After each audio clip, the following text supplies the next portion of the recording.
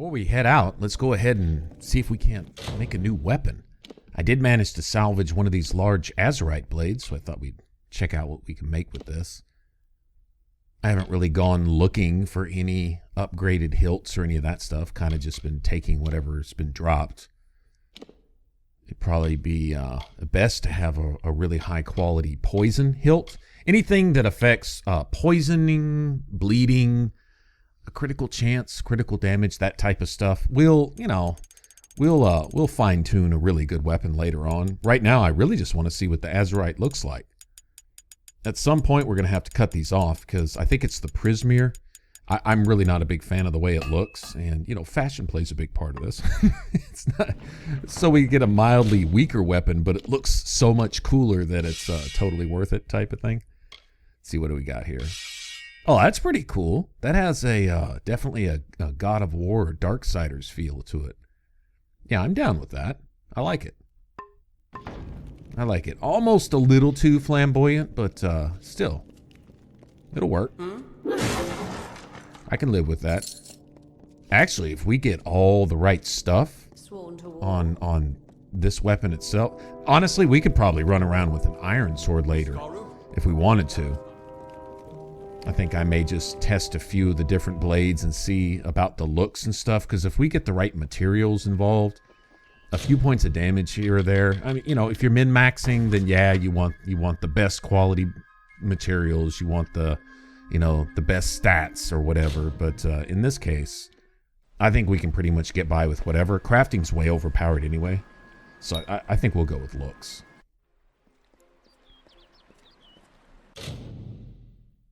But this isn't bad. This really isn't. Although honestly, the starting weapons, just the basic iron, I really like the way that looked too. We'll see how effective we can make something like that. I've limited myself on gear in this game before, and it wasn't really any harder anyway, so I don't think it really matters. Go with what you like. When Hallam told me a mortal had taken the open seat, I did not believe him. But here you stand before me. Impressive. It is a pity about Sagra, a grand hero. But there's not time to raise the king's token in his honor. We need every hand carrying a sword for the coming battle. We've come to aid Sir Ferrara, our brother in the Court of Enchantments. It is time for his telling of the Ballad of Bloody Bones. Ferrara went in pursuit of his nemesis, for Bloody Bones has emerged, poised to abduct a maiden to be his mistress. So goes his song. You will need to revive Ferrara after the battle. I can only assume Hallam would not have sent you unprepared for this task. Go to Ferrara, and quickly. When the two of you finish, I will await you at the House of Ballads in the north. Do be careful, Sagril. Uduath is northwest, on the shores of Ettenmere. It is sealed by a powerful spell, but Bloody's magic is weak, and you should be able to gain entrance. Good luck. Okay, so this is the Fae that was talked about in the Lore Stones, the Ettenmere set. Sir Ferrara in his battle against what's his face? This other guy, the Ballad of Bloody Bones. Apparently, he abducts some mistress, and then Sir Ferrara goes to rescue her or whatever, deliver the damsel in distress. Heroic epic tales. I wonder if there's a moral to this. I get it, these Fae just like to relive their histories in all that, and that's their that's their place in the world or whatever. But is there a point to all this? Or are y'all just doing this just to appear all epic and chivalrous? You know, kids cutting out cardboard and making shields and helmets out of it and pretending to be knights? I'm not sure.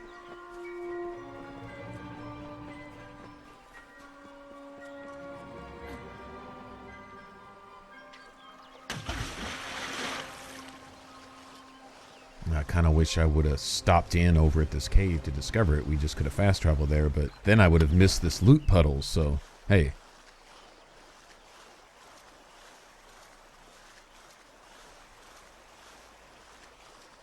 I like swimming through this area anyway. Look at this. I think they did a really good job with it. This is, it's last gen, you know? And even so, the swimming effects, you know, the splashes and just the overall movement and how smooth everything is, I'm pretty impressed, to be honest. This water looks like water. I mean, if you render water well, it may not be photorealistic, but if I know what it is and I can tell and it's done to fit the art style of the game, then, hey, that's more than enough for me. Like, I can picture next gen, all these god rays coming through the trees and stuff. Okay, they would probably be a little more defined with maybe a little more dust or magical pixie dust floating around in the air or something like that. Maybe so. But still, considering what they had to work with, I think they did an amazing job with this. Everything has a magical glow about it, and that's what counts. We'll be seeing plenty of these types of caves as we go along.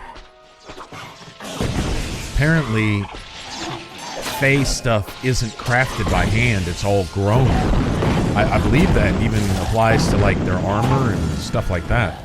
It's grown out of the earth or the wood or whatever. Mortal? Is this Wenson's idea of humor?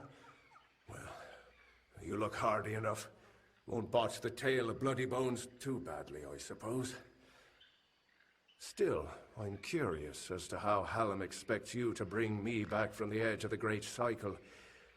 But that's his problem, not mine. Let me be truthful with you, Dustling. I've never seen Bloody Bones act so erratically. He cares nothing for the story, as if he craves a different outcome. Instead of spiriting away a young mortal maiden, he took an entire camp. Men, women, children. It's mad, and certainly not part of the tale. And I thought this ballad couldn't get any worse, considering my impending demise. Well, let's get this over with, shall we? Onward.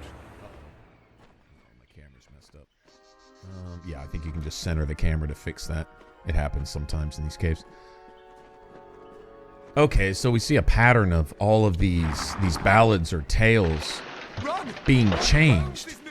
And I'm getting the idea that the Fae here, and I don't want to get all flowery and poetic about it, but if I were to make an analogy, the basic way I understand it is there's something like words come to life, or maybe thoughts, or poetry, or just stories come to life. In other words, they're not just repeating their own tale, but as long as the words don't change, their very lives are the, what's the word for it? Manifestation, I guess, of these, the manifestation of these words in the tales. Like, let's say they make a point to say how the Fae, like, all of their stuff is grown. It's not crafted by hands. And they themselves are the product of, what, some higher thing's imagination? Whatever their version of a creator might be in this game or whatever. I don't know. But they seem to be these actual stories come to life, and these stories are, like, not supposed to change. And so somebody's, like, trying to essentially rewrite the words in some exercise of free will. And it's kind of up to your character to decide whether that's right. And, you know, that's a pretty hefty weight, pretty hefty burden to bear, to be responsible to make these kinds of decisions, to set things right or not. By being able to change fate, part of that is keeping things the same that are otherwise changing, right? It's not just changing stuff from the way it's always been, but stuff that's changing from the way it's always been to set it back on its normal path. And whether that's right or wrong. Like, I don't know, I'm kind of starting to see the case of some of the, I guess what you would say, villains or whatever amongst these Fae, that they're miserable with their lot in life, that they want a release from this prison of, well, repetition. Like, who says we can't tell our own story? Why am I telling somebody else's story type thing? Even though it essentially is their own story. Maybe they want to live it differently. They could be anywhere. We can all relate to that, right? We all need to change sometimes. And so is that a bad thing? But then the consequences, like the way things have been and have kept things going, when you start to, oh, what is it? If you have a fabric, what is it with you ladies out there in your nylons, that if you pull one little thread, the entire thing unravels? I think that's like the example here. Be careful how you pluck the threads of fate, that you don't unravel the entire weave. Seems to be at least one of the messages here. Like I said, I'm not trying to get all flowery and poetic and stuff, but it's kind of cool. It gets you thinking where this guy's mind was at when he wrote this. I believe it was R.A. Salvatore basically set the storyline for this. And what's amazing to me is this is just the second of a 3-part thing. I talked about that before, how this was supposed to be essentially a trilogy, and we're kind of stepping into the middle of it, just as oblivious to what's going on as our character is, having just been revived from some death. And there's been some vague hints, and there'll be more later, about how maybe we weren't so altruistic or moral or ethical in our past life. But I guess we get a new lease on life and get to change our lot, just like we apparently have the power to change everyone else's also. So the witch was right. Help has come from Sir Ferrara the Fair, who flounders in the puddles of Uduath. Such a champion should never lose his way, not in his own song. You, new knight, leave now, forsaking the last prisoners, and I will share with you my knowledge. How I came to change things. Stay, and you'll have nothing but corpses.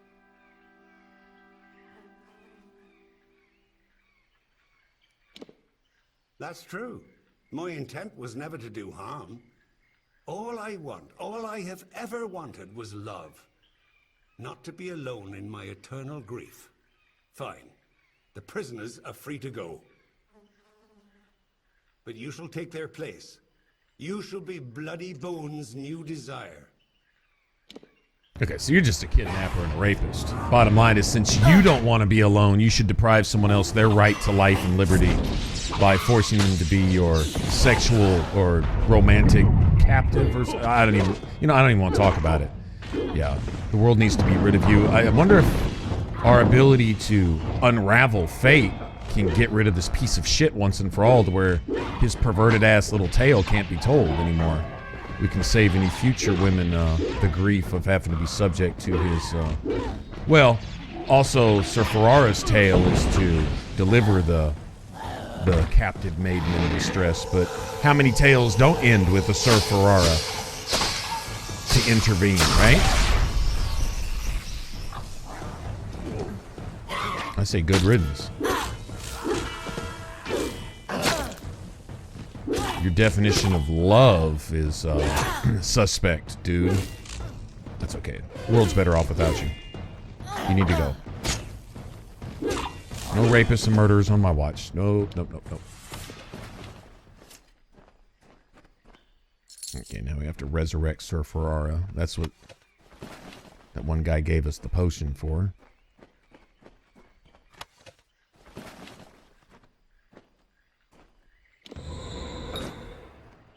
Well done, Sagril. You have proven yourself worthy of the name. Hallam's trust in you was not misguided. I don't know what to make of Bloody's tale, but it has the ring of truth to it. We must return to Wenson and tell him what we've learned here in Uduath. They are Almain, settlers from the west, searching for a place to plant their flag. Poor creatures. I've never seen such terrible luck. Camped just outside Uduath, right in Bloody Bones' warpath. Better they had cut their own throats. A kinder fate. Off we go then. I'll tell you what, for all their high and mighty view of themselves, these Fae are something of cowards. It's one thing to relive your fate, knowing that you'll just get to do it over and over again. There's no risk there. But how about filling in the blank pages of a life that isn't completely written? Like this Agarth guy, the Fate Weaver. He's just astounded that we don't quite fit into the plan that fate has for everybody, which is essentially when and how you're going to die. You know, that's what it really all boils down to. That's about the only thing guaranteed other than taxes, right? But, I don't know. Seems a bit cowardly if you ask me. Where you know that A, you can't fail, and B, you just get to keep trying anyway. That must be comfortable. Must be convenient, you know? That's all I'm saying.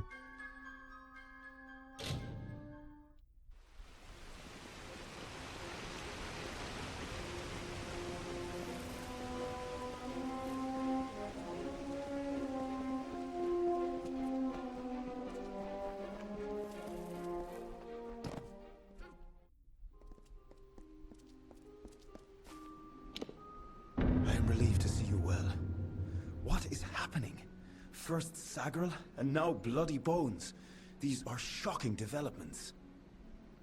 Listen, Hallam and I have been discussing what transpired in Uduath. You are needed for a very special quest, a song of your very own. You must travel to the home of Tenwa, also known as the Librarian. It is an important journey, not without its perils. Do not rouse your mortal worry for Hallam. He has left the court seeking answers to our many questions. He will return in time. If someone is corrupting the songs of this great house, Hallam will find them. He is the storyteller, and he knows our ballads better than anyone. I know little about the Librarian. Only that she and Hallam have spent many seasons studying the ebbing tides of magic and how best to preserve our ballads. She is an odd creature, quite aloof and reclusive. From what I've heard, she enjoys the scholarly arts of men with all their brittle, ink-stained quirks. Go to Tenwa's cottage in Haxi. She will be waiting for you.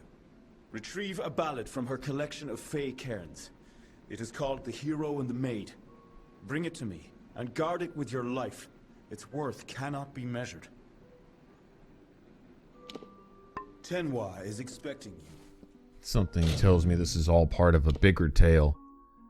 And if not, that they'll write a new tale around it so that they can grasp it and control it and understand it and predict it because they're scared to face the unknown. Once again, I think there's a message here.